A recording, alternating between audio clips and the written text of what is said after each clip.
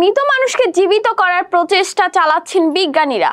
তাহলে কি সত্যি দাজ্জালের আবির্ভাব হয়ে গেছে? সত্যি কি সেই সময় চলে এসেছে যখন মৃত মানুষকে জীবিত করে দেখাবে দাজ্জাল? সহিহ মুসলিমদের বলা হয়েছে দাজ্জাল মৃত ব্যক্তিদের জীবিত করতে পারবে এবং তাকে অলৌকিক ক্ষমতা দেওয়া হবে, যা হবে কিয়ামতের সবচেয়ে বড় আলামত গুলোর একটি।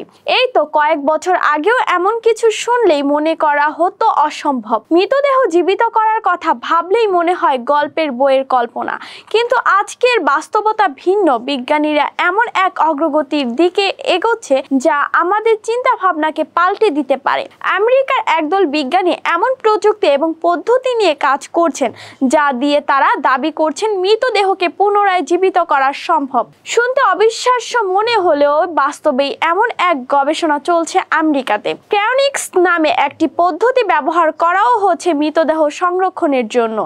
এই প্রক্রিয়ায় মৃতদেহ বা মস্তিষ্ককে অত্যন্ত নিম্ন তাপমাত্রায় সংরক্ষণ করা হয়, যাতে ভবিষ্যতে প্রযুক্তির উন্নতি হলে সেই দেহকে জীবিত করা সম্ভব হয়।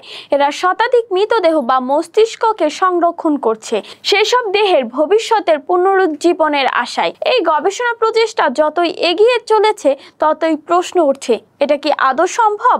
এই গবেষণা প্রচেষ্টার মূল লক্ষ্য হচ্ছে একদিন এমন প্রযুক্তি তৈরি করা হবে যা দেহের সমস্ত কোষকে পুনরায় কার্যক্ষম করতে পারবে। কিন্তু এখানে এক বড় প্রশ্ন থেকেই যায়, এই গবেষণা কতটা সফল হবে? বিজ্ঞানীরা যতই দাবি করুন না কেন, অনেকেই মনে করেন এটি দাজ্জালের প্রতারণার ফাঁদ হতে পারে।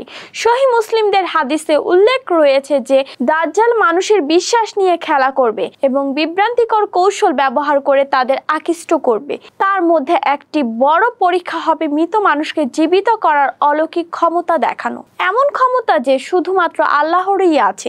ইসলামী বিশ্বাসে তা স্পষ্টভাবে বলা হয়েছে, তাই কোনো ধরনের অস্বাভাবিক ক্ষমতার প্রতি বিশ্বাস স্থাপন না করাই শ্রেয়।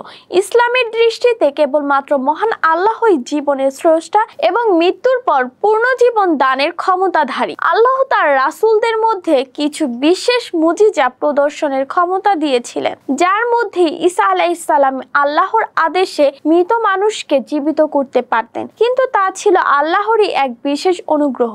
কোরআনে সূরা আলী ইমরান আয়াত 49 এবং সূরা মাইদা আয়াত নং 110-এ এই মুজিজার বর্ণনা পাওয়া যায়। সুপ্রিয় দর্শক, আজকে এই পর্যন্তই।